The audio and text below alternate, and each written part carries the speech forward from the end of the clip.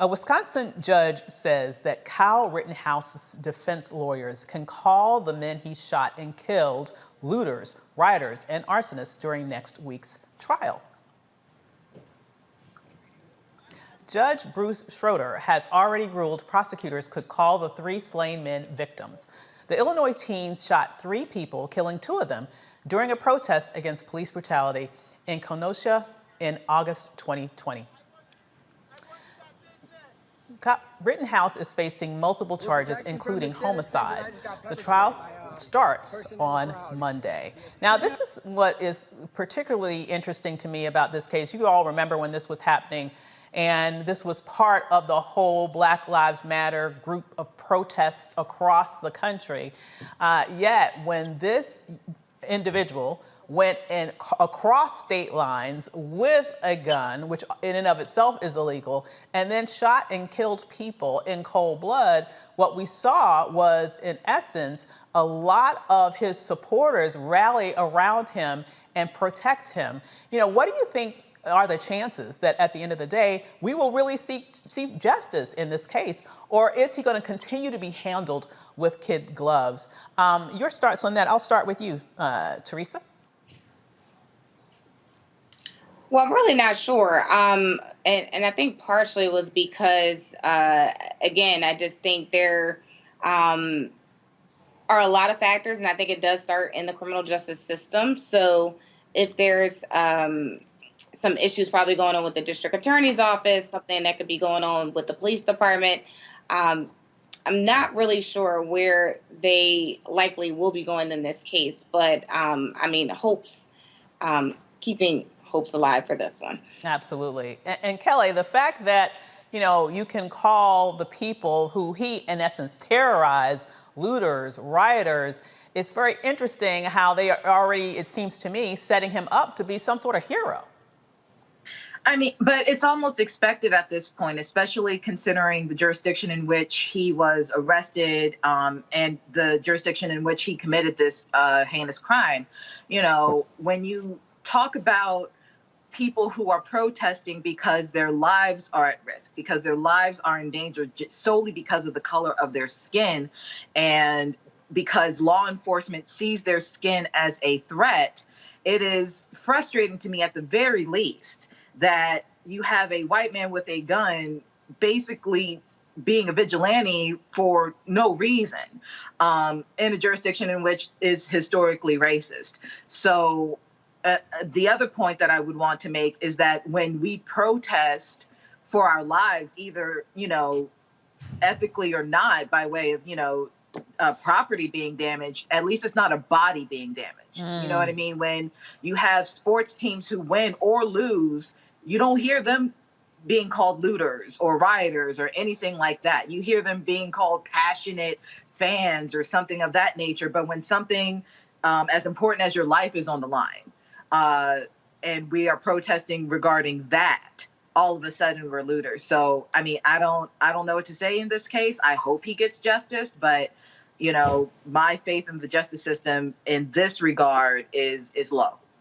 You know, those are really great points. So when you think about the fact that on the one hand, you have individuals, as you so eloquently stated, fighting for their lives, in essence, being called looters, rioters, everything else that you can name negative under the book. It's interesting, isn't it, Mustafa, that when people are now reflecting and trying to rewrite history as it relates to the looters, the rioters that participated in the January 6th insurrection, we have a complete rewriting of history and a failure to actually sort of really move forward in any strong way to hold people to account in terms of justice. What do you think would have happened if, for example, a black person showed up at that particular event, even before they went to the Capitol, and killed a couple of people? Do you think that he would be getting the same sort of treatment as Rittenhouse is receiving right now? More than likely, they've been shot down in the street. If we're going to have an honest conversation about the disparities that exist in the way that enforcement happens and policing happens. And now we're seeing even these disparities in the judicial system. I mean, for that judge to create this prejudicial set of actions in place where you're saying that the individuals who were shot by Rittenhouse were rioters and looters, that also creates a very high bar for the folks who are trying to prosecute him. I wonder how the judge would feel, and I'm pretty sure I know what his response or her response would be if we labeled Rittenhouse as a murderer. And that was being injected into the jurors and into, into the mainstream media. So we're supposed to, not be biased in relationship to the law, even though we know that that's not the case and that's not true. So, the judge needs to be very careful here with setting these types of requirements and framing of language that makes it extremely difficult for there to be, a real evaluation of what happened in that moment. Mm-hmm. So we'll see how it all plays out. But we know there's a double standard, and we always have to just be able to navigate that. That is so true. And Teresa, Mustafa brings up this point about language. I could argue that the people who he murdered were patriots. I could make that argument. I think I'd make a very strong argument about people who are fighting to save not only their lives, but other people's lives in a way to sort of combat injustice is a patriotic act. Yet we continue to hear actual thugs, actual attempted murderers, because people died on January 6th. Let's just be clear about that. And individuals who were trying to take away your right to vote by overturning the election. Somehow things have been twisted where we have people in this country calling them patriots. Could you speak a little bit to sort of what this sort of bizarro world of language is doing to us as a nation when it comes to really being able to fight for justice right in front of our faces in instances like this where lives were lost? Absolutely. I think we are currently in a state of insanity, really, but more so as it relates to January 6th, we have found ourselves calling people who decided to cause that insurrection at the Capitol murderers, patriots who are now murderers. And it's been a complete flip. And it's very interesting as we really start to talk about the power of language and also the power of using our voices and allowing it to make sure it resonates where it's seen fit. There are some opportunities that I think within those who are in position and leadership, especially in this case with the judge. And the judge ultimately, again, used the language that I believe he felt in his heart. And thus, especially with judges, that they're very careful with how they deliver a verdict because, it's a record.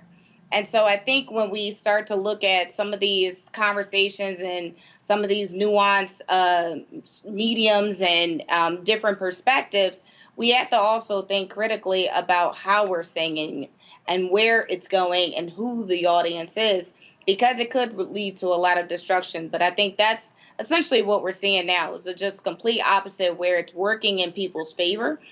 So for those, who don't want to be called murderers, but they want to be called patriots, they are essentially wielding their power in order to see that specific thing done. Indeed. First, backdrop Roland Mark onto the video in just one moment. Oh, that spin class was brutal. Well, you can try using the Buick's massaging seat. Ooh, yeah, that's nice. Can I use Apple CarPlay to put some music on? Sure, it's wireless. Pick something we all like. Okay, hold on. What's your Buick's Wi-Fi password? Buick Envision 2021. Oh, you should pick something stronger. That's really predictable. That's a really tight spot. Don't worry, I used to hate parallel parking. Me too. Hey. Really outdid yourself. Yes, we did. The all-new Buick Envision, an SUV built around you. All of Time to be smart. Roland Martin's doing this every day. Oh, no punching! Thank you, Roland Martin, for always giving voice to the issues. Look for Roland Martin in the whirlwind, to quote Marcus Garvey again. The video looks phenomenal, so I'm really excited to see it on my big screen. Support this man, Black Media. He makes sure that our stories are told. See, there's a difference between Black Star Network and Black-owned media and something like CNN. I got to defer to the brilliance of Dr. Carr and to the brilliance of the Black Star Network. I am rolling with Roland all the way. Honored to be on a show that you own. A black man owns the show. Folks, Black Star Network is here. I'm real revolutionary right now. Roland was amazing on there. Stay black. I love y'all. I can't commend you enough about this platform. that you've created for us to be able to share who we are, what we're doing in the world, and the impact that we're having. Let's be smart. Bring your eyeballs home. You can't be black-owned media and be scared. You dig?